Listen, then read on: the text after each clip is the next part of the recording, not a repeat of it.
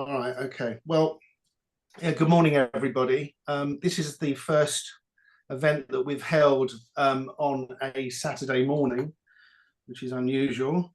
But I am pleased to say that it's probably the most widely geographically dispersed event that we have, because obviously Gavin is going to be talking about the Tippit thing from Brisbane, and we've got Hugo coming in from near Rotterdam, and an outstanding achievement. Joe Bax is on the call from New York. So this really is exciting stuff. And at the moment, and there probably will be some others that will drift in, we've beaten the attendance record for the Friday night event that we did with David Josephs. So that's good. And hopefully we can do some others at different times at the weekends and not just Saturday afternoon. So with respect to today's discussion, I mean, the Tippit thing is an absolutely I think very, very fascinating part of the whole JFK saga. And some researchers have said that this is the Rosetta Stone to the Kennedy assassination. I'm not so sure about that. I mean, certainly the research community is absolutely dispersed in terms of who they think may have done this. We were just talking in the preamble about William Seymour being a potential suspect and him being located down in Australia. But there's a whole cast of potential characters that respected and less respected researchers have put forward as potential suspects for the killing. Larry Crayford, Roscoe White, which may be flavour du jour. We can talk about that at some point. Gary Marlowe, James Farr's mate, has been in the mix. Igor Vaganov, Westbrook and Croy. For those of you into the Harvey and Lee thing, it's claimed that Lee was involved. Sergeant Hill has been mentioned. So there's a whole host of different characters that have been suggested by a broad range of researchers, and it will be very interesting to hear the perspective that Gavin has got today. So I first came across Gavin actually listening to the Rob Clark podcast in December or early January, I can't recall, and it obviously piqued my interest, and I sought out Garrison magazine, which I had bought copies of before, and there's a really good article that Gavin has put together for the latest edition. It's the number 15 edition. You can get it in hardback or you can get it in digital form. It's a really thorough article, and it's nearly 60 pages in length. So I would recommend, if this floats your boat, today's talk, that you do get hold of a copy, because it's very detailed and some good stuff in there. So before we progress, just a reminder, if you're going to start eating and such, please put yourself on mute so that we don't hear that. We will have a comfort break, maybe a booze break at some point. Who knows? It's a bit early. We're only just getting over breakfast. So without any further ado, Gavin, if you could just introduce yourself, please. Yes, thank you very much, Neil, for the invitation. Yeah, I'm from Brisbane, Queensland, Australia. I'm retired customs officer, so 40 years looking after the borders, moving of people, goods across the border. Went through the ranks, doing all the normal things customs officers do, passports and baggage and cargo and all of that. Got involved fairly heavily early on with a lot of the community participation, neighbourhood watch on the waterfront, that sort of stuff. Informant handling programs, I was a monitor for that, so I was looking after handlers, looking after contacts and informants. Then went through to all of the technology, all of the other tools that we have developed over the many years. I then moved into command areas, operational command. That would put me as a national operational commander, for example. We would have information of a shipment of 400 or 500 kilos of cocaine coming out of South America on a yacht. So I would be the national customs operation commander. I'd work in conjunction with a Australian Federal Police operation commander, I'd control the marine assets, the air assets, the on-land surveillance units, and we'd work in conjunction with the AFP to take out targets. So I've been heavily involved in that, in a lot of the planning that's involved with that. So that gives me a bit of a lens when I first started looking at this the assassination, but in particular the Tippit thing, looking at it through that law enforcement eyes, law enforcement lens. I then moved through different areas, manager of Brisbane Airport here at International Airport, so responsible for 80 staff of a morning that are looking after the entire movement of people in and out through the airport. So did a lot of that over the years, then went into a lot of some corporate stuff towards the end, national programs of reorganisation of that structure, national training lead for enforcement operations, and did a lot of postgraduate qualifications, public policy, leadership, management, that sort of stuff. So that's sort of my background. My interests with the JFK and related activities has been there quite a while, but it's only since I retired, which is about 10 years ago, that I've been sort of able to spend a lot more time on it. I was fortunate enough to get an opportunity to head over to a couple of conferences in, I think it was 2016, 17, a Lancer one, then a Judith Baker one. Are interesting. I think, as Neil and I talked about one day, a lot of contacts, and that's the benefit you get out of that. And I've still got some of those to this day. Conferences themselves pretty ho-ho, but you always take something away from them. The opportunity arose while I was in Dallas. You know, you're wandering around doing the sites as you do. And I came across Mike Brownlow and eventually Bill Pulte and others. And it tweaked my interest, particularly the Tippit side of things, where they were particularly focused. A couple of reasons for that. I kept thinking in the back of my head, if ever you're going to have a lot more clues as to what's going on, to me, it would have been the Tippit event, simply because it involved heavily the Dallas police, because as we all know, they had the lead to find the offender. And that meant when I was talking to Bill and talking to Mike Brownlow, when I got to understand their connections, law enforcement connections, I just went, wow. Those that don't know, I mean, you've all probably got views on these people, but Mike Brownlow, he was a great mate of Bobby Hargis. He lived at Bobby Hargis's for years. They had veggie patches when Bobby Hargis retired. Mike was dating one of the daughters for a long, long time. So they go way back. That connection put Mike in very good position to be connected with a lot of the police, I can tell you. And he's been able to relay some of that information. You've probably seen his interviews, YouTubes, whatever, presentations. He doesn't take a note. It all comes out of the top of the head. Which I used to say to Mike, it's a bit of a problem, Mike. You're jumping all over the place. He tried, but it just wasn't going to be him. And then I connected with Bill, SMU professor. He's more behind the scenes, but had a lot of good contacts. He's spoken with Marina. He's spoken with a lot of people. He also had some very good contacts with Chambers and Finlay and others. And they were able to certainly guide him in some of the areas. And that's where he ended up on the Tippit thing, because that's what the cops were able to talk a lot more about, because they heard things, they knew things. So that's basically where the interest came from and how I sort of got moving into the area. I've obviously tried to read as much as I can. And there is some good material out there, and there's some great disinformation out there, tremendous. You could spend weeks and years listening to all that. You've got to work your way through it, and I'm sure you've all tried to figure that out, and let your own judgment, common sense sort of go into play.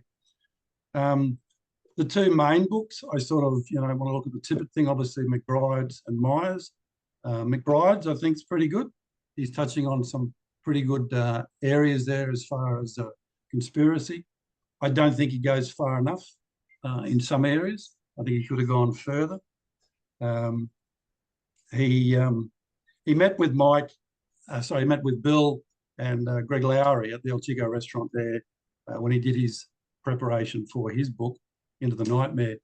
And Bill did say that at that stage they weren't as sure on some of the information on Harry Olsen that they subsequently became. So that didn't feed into some of those discussions with McBride. In relation to Myers' book, look, he's got some great information in there, great facts. It's almost like he's got some sort of agency intel service, the way he's got all this information. Just surprises me. He has a big problem with the C word, which is the cancer word called conspiracy. He just really has a problem with it. And I think, as Bill sort of summed it up once, critical analysis skills and research credibility are chasing Dale Myers, but he's too fast. And that's pretty apt the way I see what he's done with a lot of the information. He, to me, omits things.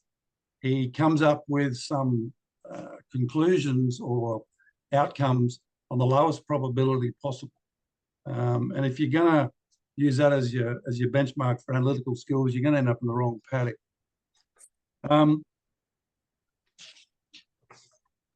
That sort of then led me through these connections to do my own research. And I was doing that as best as I could from remote control from here. Of course, the big issue with that is the time zone difference. But it just sort of, over time, it started to unravel a little bit as far as finding different people, as you do with your research, and connections, and then this connection, and then more research. And before I knew it, I had some connection with the Markham family. And just a little bit of a background there. Helen Markham, as we know, had 5 children. All of those children married, and all of them had children, including James Mark. So when I started reaching out, I ended up in contact with Laverne. Now, Laverne is William Markham's. They were married 1969. They really got together. So William's the youngest of the sons, and he was about 19 in 1963. And 1 year older was James, about 20 at the time. Both of those lads, as you're probably aware of the background, or you would be with James, they'd already spent time in prison for a range of offences. Not too dissimilar from a William Smith who was out on a parole from an auto theft. Well, it was all related to the gang, which we'll hear about a little bit more. So in talking with Laverne, it became pretty clear that she had a lot of information. She knew Helen Markham for 30 years. She was married to William for 48 before he passed away. And bit by bit, in communicating with her and then other members of the family, I was able to just get further and further and unpeel the onion. Laverne gave me her permission to use her name. We did attempt a couple of times to do some interviews on camera, but it didn't work out for a number of different reasons. The other people that I've spoken with in the family haven't given me permission, so I won't be talking about who they are, but they do bring material to the table as well. So my trick with all this was then trying to corroborate where I could amongst the family, amongst material that we already knew of. And then it also took me into areas where I had to try and find some new material and trying to research further. So that's how that unfolded. My background in law enforcement here meant that I had a fair bit of understanding on questioning, analysis, on even body language, particularly when you're trying to corroborate. A lot of it was electronic communications, and just redoing the questions differently and at different time periods, and then just comparing notes. And a lot of the times it was quite clear there was corroboration. So I certainly got a sense that the information that they had, which they kept very quiet for a long, long time, and I can guarantee you there are members of that family who still will not talk about this.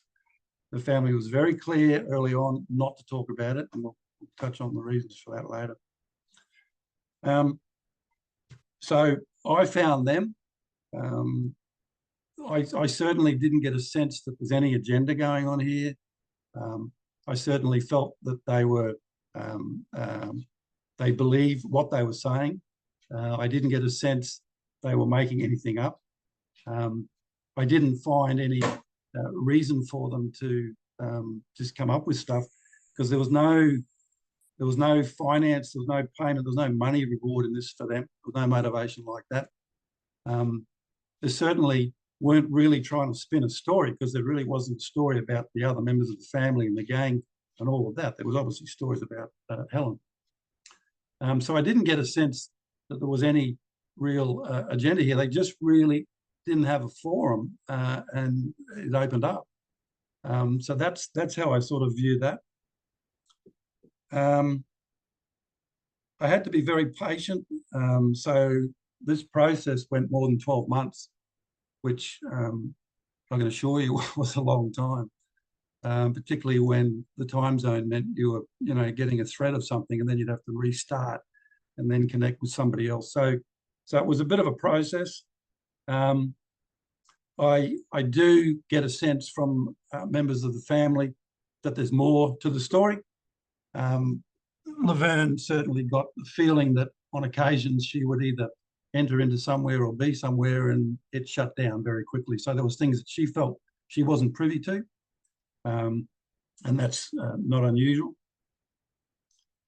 I did come across more information than I've put in the article, and I won't release that until I'm able to get more corroboration. So it wasn't a simple case of whatever they said, we put it down in print. You have to be careful. So I was fairly confident with what I've written in there. For me then, trying to pull all this together, it led me then to looking at other material that I could that would help corroborate this particular story that they were telling me. This is how it went down. I was quite, wouldn't say shocked, I was just sort of a little bit amazed as we started going through this, because it was almost matter of fact to them, because the family knew this.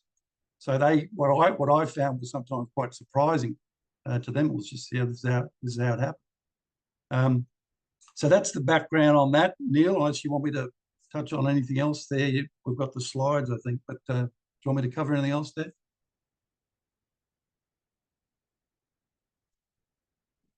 You're on mute, I think, Neil.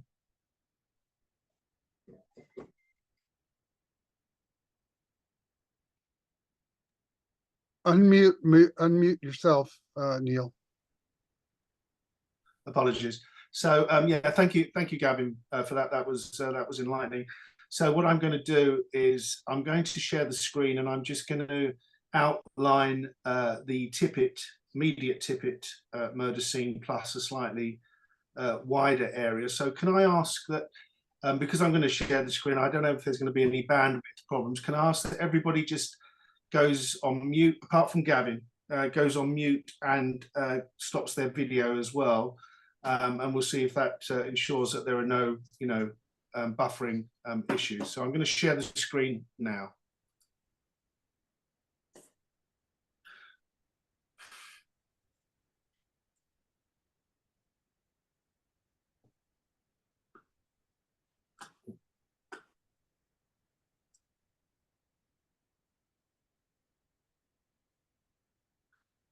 Okay, Gavin, you're still on.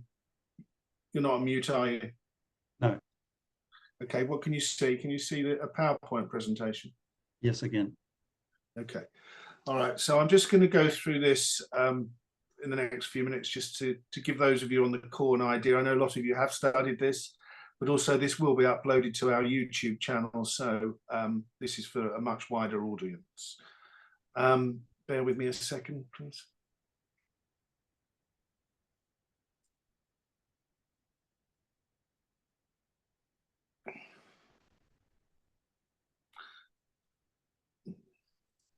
Okay, so this is the wider Tippit scene, and for those of you that don't know some of the key areas here, this is where the murder took place. This is Jefferson Boulevard, heading west to the Texas Theatre. This is 10th, which is the direction that Tippit squad car came from. Whoops, sorry, let's go back. This area here may feature significantly in this whole saga. This is where allegedly Oswald was walking west along 10th Street, and where there was a fracas, a disturbance, a serious incident of some sort here. Over in this corner here is where Markham lived, and this was allegedly her movements on the way to work to catch a bus down here on Jefferson. Other areas that you might have heard of is the Abundant Life Church, which is on this corner here on 10th, and over here is the library. There was a dash to a library. There was a suspect that was chased into the library by the police and so forth. So that's your wider scene. This is it in aerial form. So this is the building in which Markham lived in. This is the junction of 10th and Patton. This is where Tippit has been slain. This building over here is the funeral home, the Hughes funeral home. And the ambulance literally drove up Crawford and got to the scene here in 1 minute. And that's, I think, is quite important when people start focusing on the timing of the murder. Here's the library up here in this corner over there, and other areas I think I'll point out on another slide. But this is actually where Callaway was, and this is his garage. You may have heard of the Reynolds 4. This is Reynolds Motors on this corner here. There was a search in the furniture storage here. Lots of law enforcement press there. And this is where the jacket was allegedly found. And this here is the church, the Abundant Life Church there. Okay. This is just a diagram in more detail of the areas that I've just discussed. I don't think there's anything additional that we need to talk about here. This is the Markham area. This is where Scoggins was. This is the murder. This is a driveway which is relevant potentially. These two streets here are alleyways, and they're also, they run west to east across the whole grid here in this part of Oak Cliff. This is a slightly more detailed version of the Tippit scene. Here is the car. This is where Scoggins was, allegedly. This is Markham here. This is where Mrs. Holan may have lived, or she may have lived here. There is some discrepancy on that area because she was one of the witnesses that saw another squad car. This is the so-called drive with where potentially the squad car might have been. This is an alleyway here. These photos I'll go over very quickly. This is the view from Scoggins to the Tippit scene here. This is where Holan may have lived. This is the inside view of the car. It's a simulation, but you can see the bushes here in the way. This is allegedly where Markham stood, looking that way to the scene. This is where the Scoggins car is. This is the Davis house, the Davis sisters' house. This is a vacant lot here, which may be important. This is the same photograph, but from the different perspective. And this area here may become important today. This is where Benavides was in his truck. He's the nearest to the slain. So he was. Oh, I've frozen. Can you hear me okay? Yep. I don't know why the I don't know what to, hang on a second, guys. I'll stop. You've covered a lot of them, which is good, Neil. Yeah, we might have to cut it there, but I just the PowerPoint application is frozen. I've got the I've got the beach ball of death for those of you that have got Macs. So I can't. I don't know how to get rid of it. And I can't. No. Yeah, I've stopped sharing. Let me go back to it and just see if it works. Hang on a sec. Apologies.